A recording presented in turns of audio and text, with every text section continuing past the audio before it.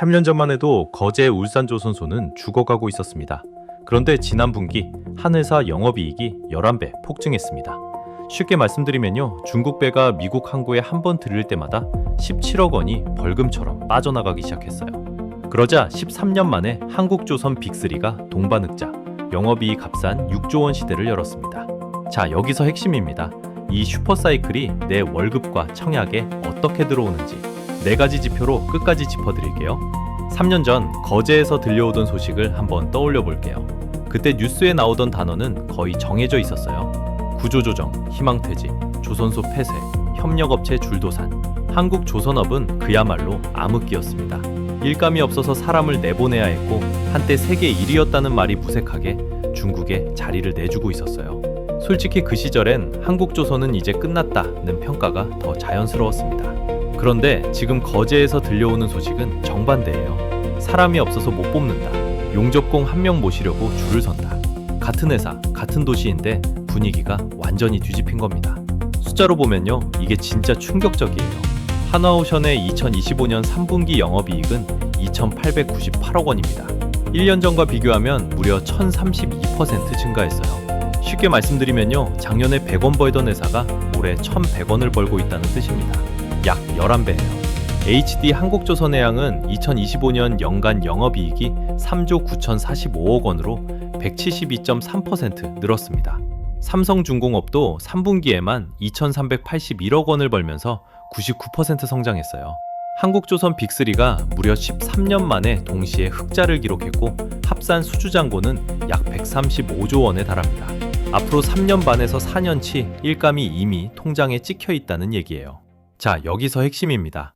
단순히 한국이 잘 번 게 아니에요. 지난 5년 동안 꿈쩍도 안 하던 한국과 중국 조선업의 판이 처음으로 흔들리기 시작했습니다.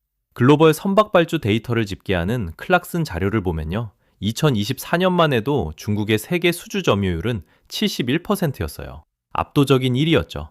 그런데 2025년엔 63%로 떨어졌습니다. 같은 기간 한국은 14%에서 21%로 올라섰어요. 한국이 가져온 신규 수주는 247척입니다. 격차가 어떻게 변했을까요? 작년 한국과 중국 점유율 차이는 57%포인트였습니다. 지금은 42%포인트예요. 5년 만에 처음으로 격차가 줄어든 겁니다. 그것도 한 해 만에 15%포인트나요. 여기에 배 한 척 가격을 보여주는 클락슨 신조선가 지수도 193포인트까지 치솟았어요.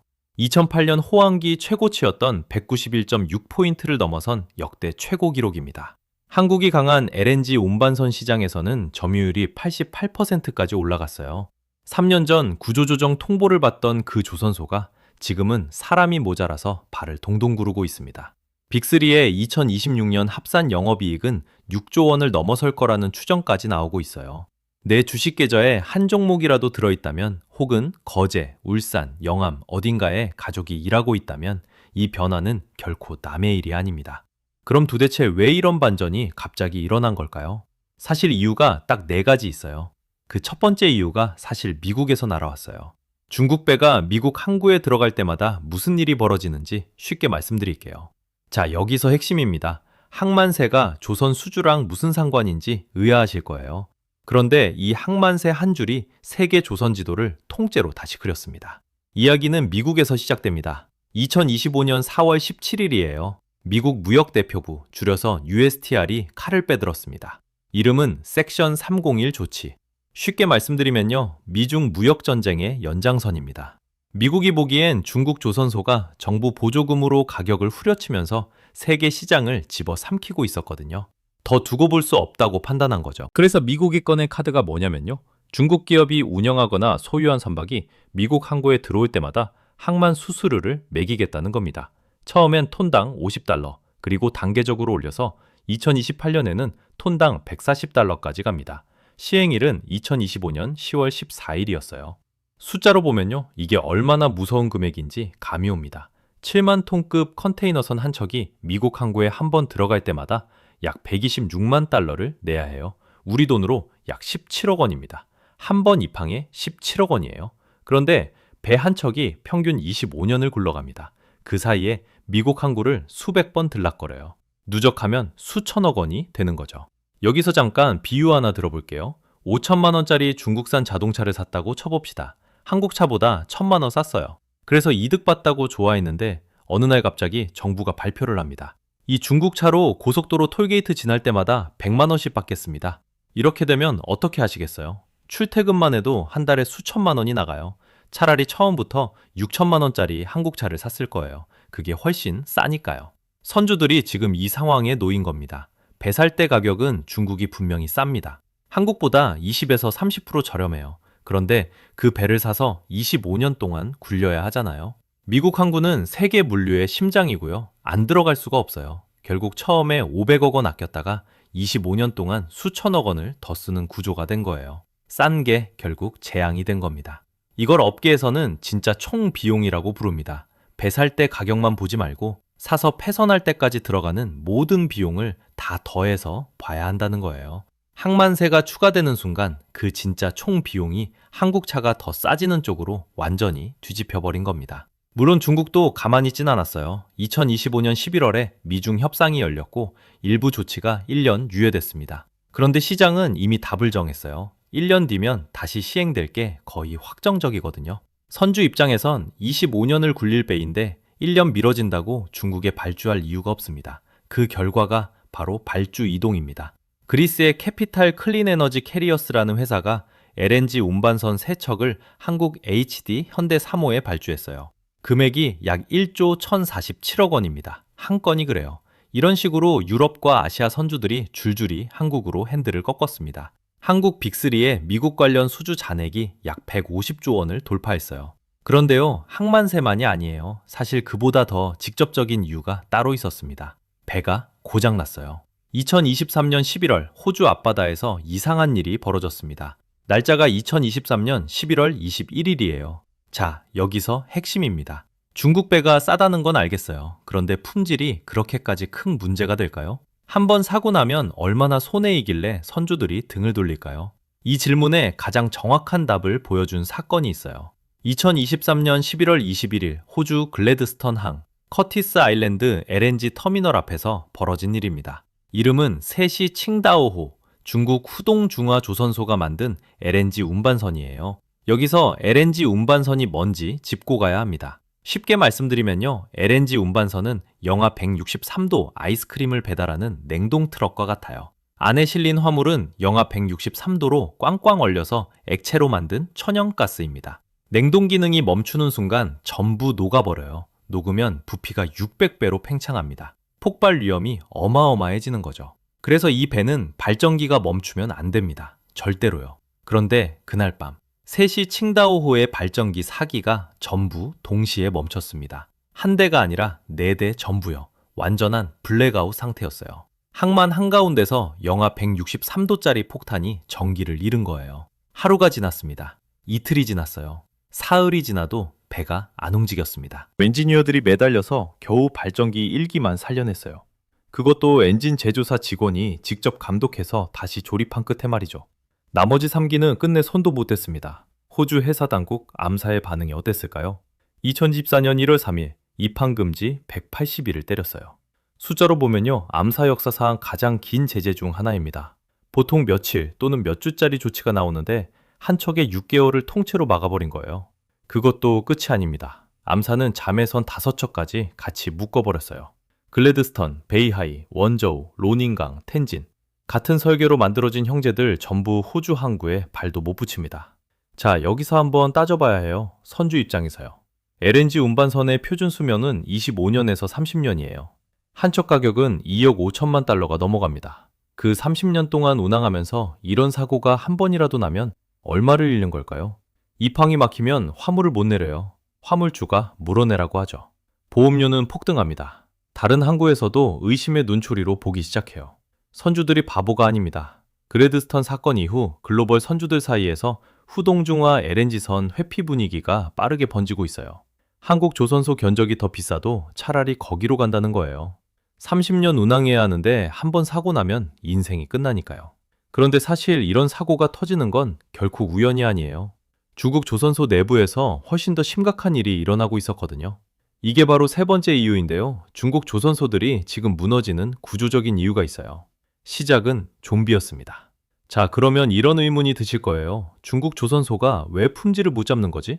돈도 있고 사람도 많은데 왜 안 되는 걸까? 이걸 이해하려면 먼저 종비 조선소라는 개념부터 알아야 해요. 쉽게 말씀드리면요. 동네에 빵집이 10개가 있었어요. 그런데 손님이 줄어서 5개가 망했습니다. 여기까지는 정상이에요. 시장이 알아서 정리한 거니까요. 그런데 정부가 그 망한 5개에 보조금을 줘서 다시 문을 열게 만듭니다. 그러면 어떻게 될까요? 빵 만드는 곳은 다시 10개가 됐는데 손님은 그대로예요. 결국 모든 빵집이 가격을 후려치기 시작하고 품질은 바닥으로 떨어집니다. 이게 바로 좀비 기업이에요. 죽었어야 할 회사가 보조금으로 되살아나서 시장 전체를 망가뜨리는 구조요. 지금 중국 조선업이 정확히 이 모양입니다. 대표적인 게 STX 다렌이에요. 2008년에 한 번 망해서 문을 닫았던 조선소인데요. 2022년에 헝리라는 화학기업이 인수했고 2024년 봄에 다시 가동을 시작했습니다. 그것도 30척을 동시에 착공하면서요. 죽은 조선소가 좀비처럼 다시 일어난 겁니다. 여기에 더해서 2024년 9월에는 CSSC와 CSIC, 중국의 1위와 2위 국영 조선사가 합병했어요. 세계 최대 조선사가 탄생한 거죠. 덩치는 어마어마해졌는데 문제는 일감이에요. 수주가 줄어들면서 임금 체불이 터지기 시작했고 노동자 시위가 곳곳에서 벌어지고 있습니다. 자, 여기서 핵심입니다. 중국 조선업은 지금 무서운 악순환에 빠져 있어요. 품질이 떨어지니까 수주가 줄고, 수주가 줄어드니까 돈이 없고, 돈이 없으니까 임금을 못 주고, 임금을 못 주니까 숙련공이 떠나고, 숙련공이 떠나니까 품질이 더 떨어지고, 한번 이 루프에 들어가면 빠져나오기가 정말 어렵습니다. 게다가 중국 청년들이 더 이상 조선소에 안 가요. 해안가 조선소에서 1년차 용접공한테 연봉 2,500만 원을 제시해도 사람이 안 옵니다. 힘들고 더럽고 위험한 3D 직종을 요즘 중국 청년들도 기피하는 거예요. 결국 좀비 조선소는 돈도 없고 사람도 없는 빈 껍데기로 굴러갑니다. 그런데 한국은 좀 다릅니다. 숫자로 보면요. 한국 조선업에 들어와 있는 외국인 노동자가 약 2만 3천 명이에요. 거제에 1만 5천 명 이상, 울산 동구에만 8,300명 이상이 일하고 있습니다. 제도적으로 외국인 인력을 받아서 거제와 울산 현장에 흡수시키고 있는 거예요. 임금도 다릅니다. 한국 대기업 조선소 용접공은 원청이 약 8,700만 원, 하청이 4,500만 원에서 6,500만 원 수준이에요. 좀비 구조가 아니라 사람이 돌아가는 구조라는 뜻입니다. 그러면 한국은 왜 30년 동안 이 기술을 유지할 수 있었을까요? 사실 한국 조선업이 지금 갖고 있는 무기는 중국이 10년 안에 따라올 수 없는 것들이에요. 1994년 한국 최초의 LNG선이 바다에 떴습니다. 그때부터 지금까지 30년. 그게 오늘 슈퍼사이클의 진짜 이유입니다. 자, 그러면 이런 질문이 자연스럽게 나옵니다. 한국은 도대체 왜 중국보다 나은 걸까요? 앞으로도 계속 이길 수 있을까요? 이 답을 드리려면 시간은 한참 거슬러 올라가야 합니다. 1994년이에요. 그 해에 현대중공업이 한국 최초의 LNG 운반선을 띄웠습니다. 이름이 현대 유토피아호였어요. 지금 기준으로 보면 31년 전 이야기입니다. 그 시절 한국조선소는 일본을 따라잡으려고 정말 발버둥 치고 있었어요. 그렇게 한 척 또 한 척 만들면서 도면이 쌓이고 데이터가 쌓이고 사람이 쌓였습니다. 쉽게 말씀드리면요. 한국은 죽어가면서 기술을 쌓은 거예요. 양으로는 중국을 못 이기니까 질로 승부하기로 한 겁니다. 그 30년이 지금 빛을 보고 있어요. 반면 중국이 LNG선을 본격적으로 만들기 시작한 건 약 10년 전입니다. 격차가 그냥 시간 차이가 아니에요. 핵심은 멤브레인형 LNG 화물창입니다. 영하 163도짜리 액화 천연가스를 새지 않게 담는 특수 탱크인데요. 이 분야 특허와 기술 표준을 한국이 사실상 주도하고 있어요. 그뿐이 아닙니다. 친환경 엔진 쪽에서도 한국이 한 발 앞서 있어요. HD 현대중공업 힘센 엔진이 세계 최초로 고압 암모니아 이중연료 엔진을 상용화했습니다. 중국은 어디까지 왔냐면요. 아직 암모니아 레디 설계 수준이에요. 엔진은 유럽에서 수입해와야 하는 처지입니다. 업계에서는 한국과 중국의 친환경 엔진 격차를 약 2에서 3년으로 봅니다. 숫자로 보면요. 2025년 8월 말 기준 LNG 운반선 16척 중 14척을 한국이 가져갔습니다. 점유율이 88%예요. 카타르 국영석유사는 한국 빅3에만 100척이 넘는 슬롯을 미리 예약해놨고요. 드루리와 클락스는 2026년 LNG 발주가 100척 안팎으로 풀릴 거라고 보고 있어요. 한국 조선업계의 수주잔고에서 친환경 엔진이 차지하는 비중이 약 90%까지 올라왔습니다. 부가가치 높은 배만 골라받고 있다는 뜻이에요. 여기에 미국이라는 또 다른 거대한 문이 열렸습니다. 첫 번째가 미 해군 MRO 시장이에요. 함정을 정비하고 수리하는 사업인데 연간 시장 규모가 약 20조 원입니다. 미국 측 관계자가 한 말이 인상적이에요. 세계 각국에서 함정을 수리해봤는데 한국이 가장 훌륭한 파트너라는 거예요. 그 결과 하마오션과 HD 현대중공업이 실제 수주를 따냈습니다. 두 번째가 미국 본토 진출이에요. 하나오션과 하나시스템은 2024년 미국 필라델피아의 필리조선소를 1억 달러에 인수했습니다. 미국 내에서 대형 상선을 만들 수 있는 사실상 유일한 조선소예요. 한국 빅3가 미국 관련 사업에서 쌓은 수주 잔액만 약 1,000억 달러를 넘었습니다. 우리 돈으로 150조 원이 넘는 규모예요. 자, 여기서 핵심입니다. 원인이 4가지였죠. 미국 제재, 안전사고, LNG, 친환경 전환, 그리고 한국의 30년 기술. 이 4개가 한꺼번에 맞물리면서 지금의 조선 슈퍼사이클이 만들어진 겁니다. 그럼 자연스럽게 다음 질문이 떠오릅니다. 이 슈퍼사이클이 얼마나 오래 갈까요? 그리고 더 중요한 질문이 있어요. 이 흐름이 내 월급, 내 자산에 어떻게 들어오는 걸까요? 클락슨 지수, LNG 점유율, 수주 잔량, 미국 제재 강도. 이 4가지 숫자를 보면 슈퍼사이클이 얼마나 갈지 판단할 수 있어요. 자, 여기서 핵심입니다. 그래서 이 슈퍼사이클이 얼마나 갈까요? 나는 뭘 해야 할까요?